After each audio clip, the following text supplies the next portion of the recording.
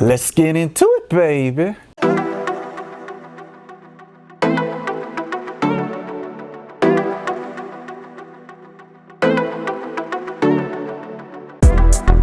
Ah, yeah, it's time to travel and bang, baby.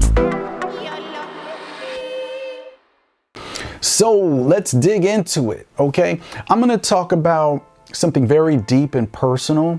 And those who are real close with me, they already know this story, but I want to bring it up because I'm going to relate it to all the gentlemen out there, so you can see what I went through. And hopefully, it never really works when I say this, but hopefully when you see what I went through or hear what I went through, you can learn from it and you don't have to go down that path, because you can waste a lot of time, energy, money, did I say time, years of your life, if you're not looking out for this, okay? So back when I was an enlisted soldier in the U.S. Army, you know what I mean? After high school, you know what I mean? I joined the U.S. Army right away, followed in my father's footsteps, all right? So then after I did boot camp and AIT, which is the job training school for the U.S. Army, 92 Alpha, shipped right off to Hanau, Germany on a military base called Fliegelhorst, right? Don't worry, don't look it up. They already closed that place down. But in my early 20s, I partied a lot. It's no secret.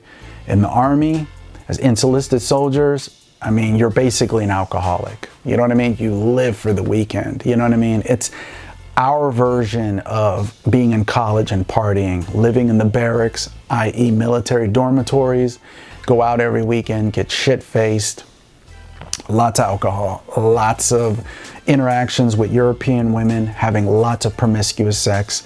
I've probably had my first menage a trois officially as a soldier when I was stationed in Hanau, Germany, okay?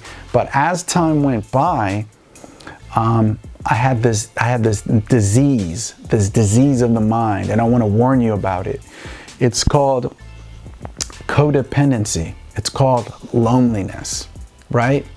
I didn't like to be alone. I always felt, even so, I grew up as an only child. I always felt this weird feeling inside, you know, when the parties were done and everybody went home, you know, being in my dormitory. I used to smoke cigarettes back then. I felt alone. And what ended up happening is I ended up meeting this really good looking party chick.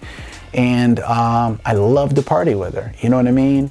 Smoke, drink, fuck. That's all we did every weekend. It was fun. You know, from the hip hop clubs all the way to the house techno clubs. We did it all. Pop Molly. We didn't care back then. But what I made a fatal mistake is I didn't keep that as a relationship for the weekend. You know, just a fun girl. Just that's what it should have been. But I ended up marrying her because I just thought that this was a prerequisite for a healthy relationship. And this really wasn't. This really wasn't. You don't marry the party whore. You know what I mean? You have fun with her, and then, you know, like bass fishing, you let the fish go back into the lake. You know what I'm saying? You don't take it with you. So I made that mistake, and to make a long story short, it made my life really, really miserable. You know what I mean? She is very promiscuous. She slept around when I wasn't around. When I went down range to do military training exercises, she was out there fucking other people, I guess. You know what I mean? And the alcohol abuse didn't stop. It was just a very toxic, very super toxic relationship I had with her. And it cost me, I'd say, like 3 years of my life, because once you get in, you know, fuck what you heard. It's not that easy to get out. We're talking about getting married. It's just not. Don't let anybody fool you. And that's what I'm trying to say is what I learned as I got older. I became more of an avid introvert. And I've experienced a lot of my own MGTOW monk mode experiences where, you know what I mean? I've read different books, Napoleon Hill's Think and Grow Rich, when he talks about sexual transmutation, streamlining your sexual libido, your energy, but streamlining it into goals. You know what I mean? And being okay, going back to what I was saying, to be alone. being okay to be alone. That doesn't mean you're lonely. It means you're at one, you're at peace with just silence, with just doing your own thing. You know what I mean? And if women, the reason why I tell you this, you'll not only, if you don't cure this, if you're one of these guys, you not only fuck yourself, right? Because you have inability to focus on your goals and to make things happen.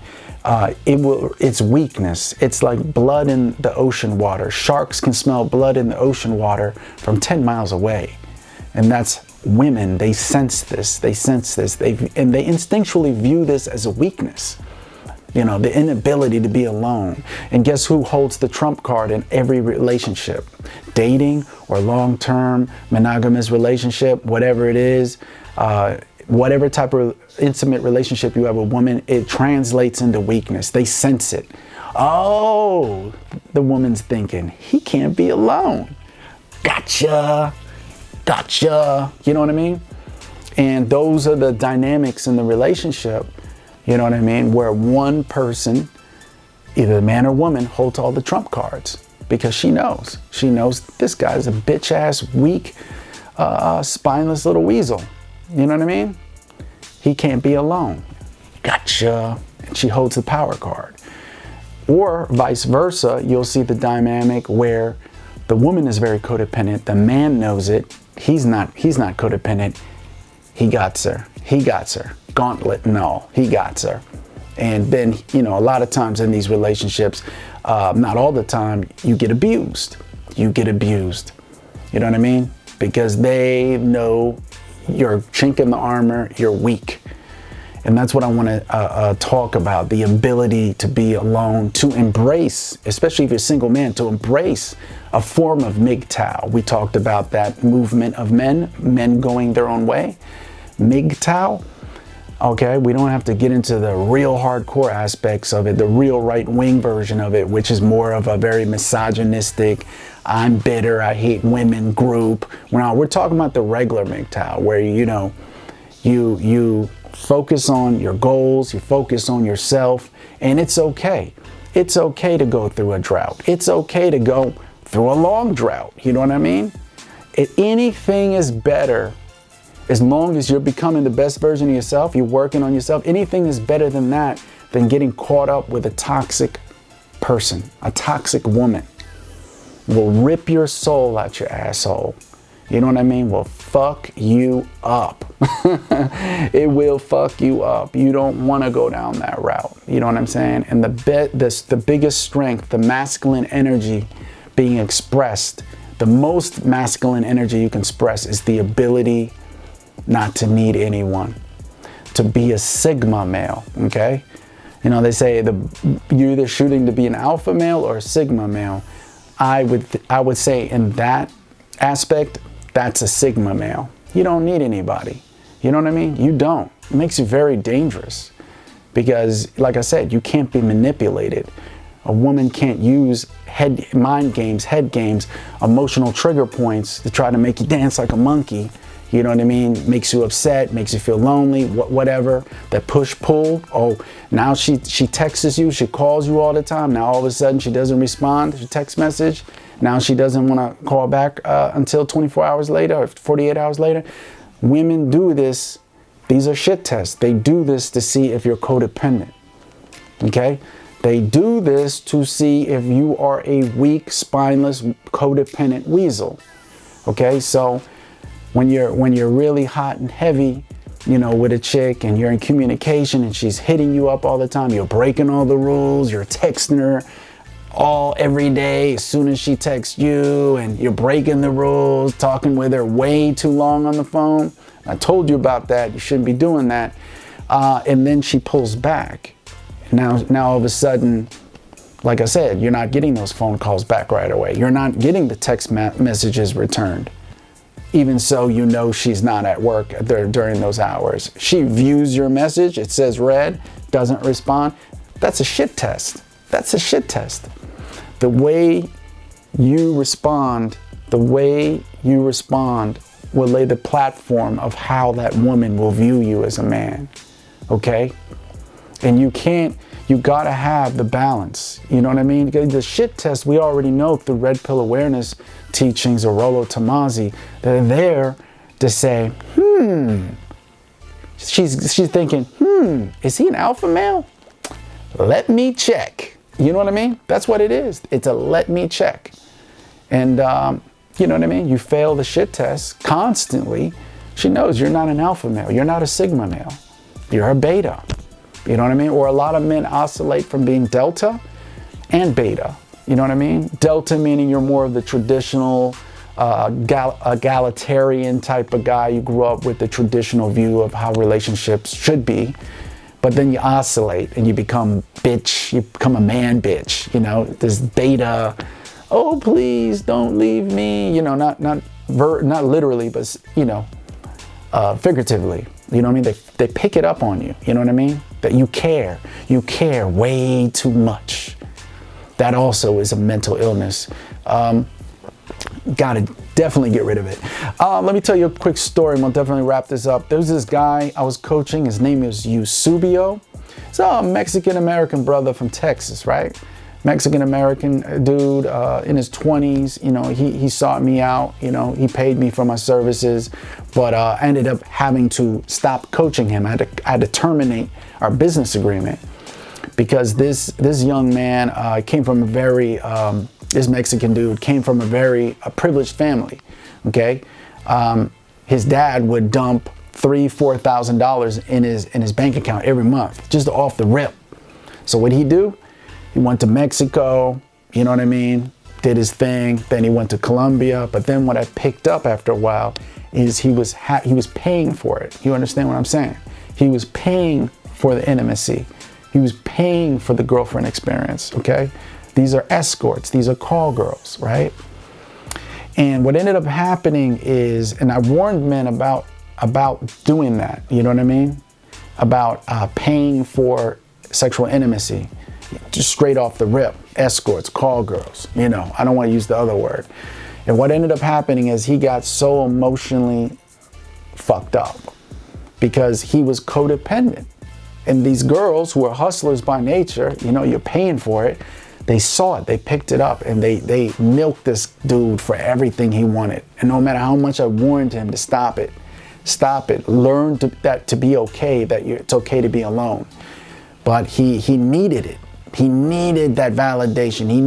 He wanted to be coddled, almost like he didn't get enough love from his mother while growing up. He wanted to be coddled by these chicks.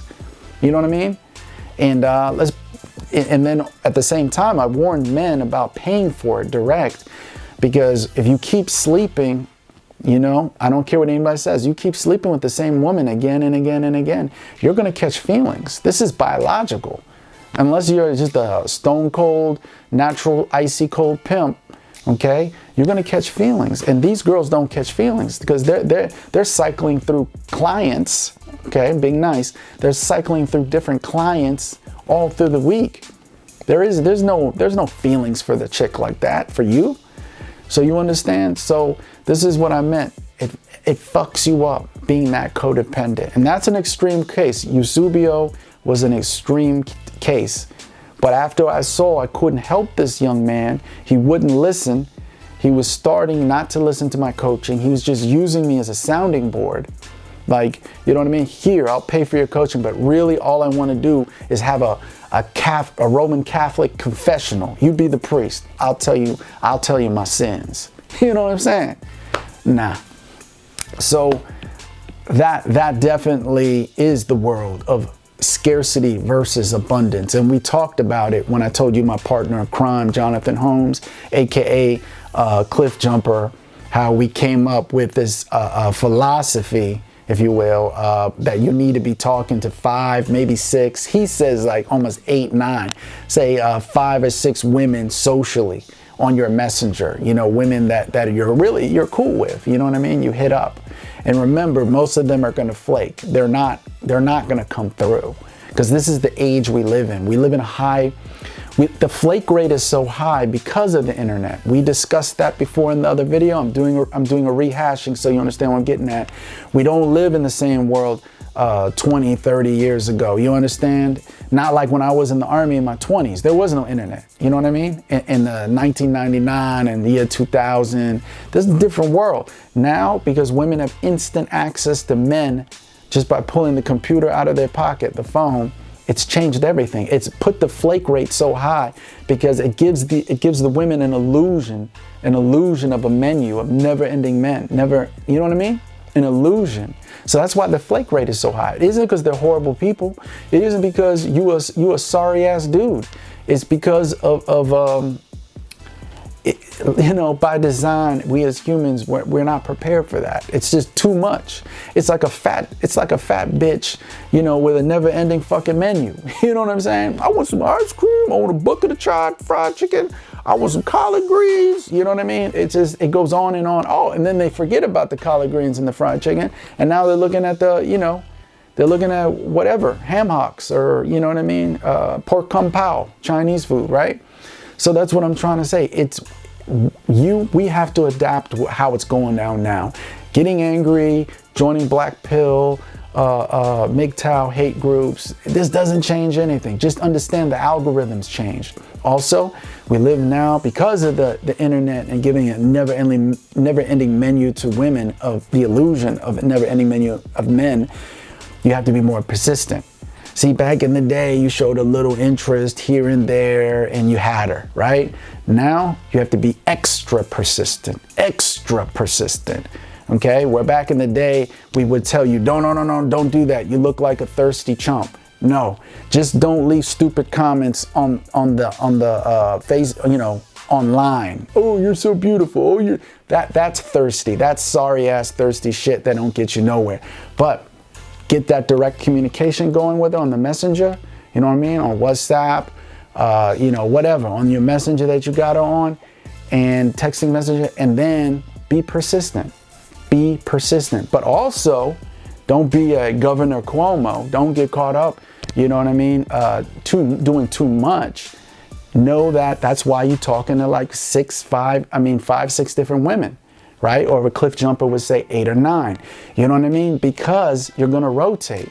When you see Amy isn't really feeling it, you know what I mean? It's just some lackluster, lukewarm, low interest shit going on with her. You leave her alone for 2 weeks or 3. And then you rotate. You rotate to this chick, check in with this chick. And then, of course, as Cliff Jumper has directed, and I know you watched some of his videos, that, you're supposed to be doing meetups. You're supposed to, be doing invites so you can hang out, have fun, and hook up. We already talked about in the last video how don't believe the hype. Relationships form out of hooking up. That's also a misconception of what women think, or telling what they think relationships, how they don't get started. No, that's how they do get started. So persistence. So it's a rotation game. You know what I mean? It's a whole different algorithm, gentlemen. Whole different algorithm in today's dating platform. And all I see is like dudes, no offense to them, it's not their fault. They're rehashing stuff that was good a couple, 5, 6 years ago, 10 years ago. They're rehashing an algorithm that doesn't exist anymore in the dating game. Do you understand that? This is Travel and Bang. I'm Marky Bravo. We'll check you the next time. Thanks for tuning in. Please subscribe. Ciao.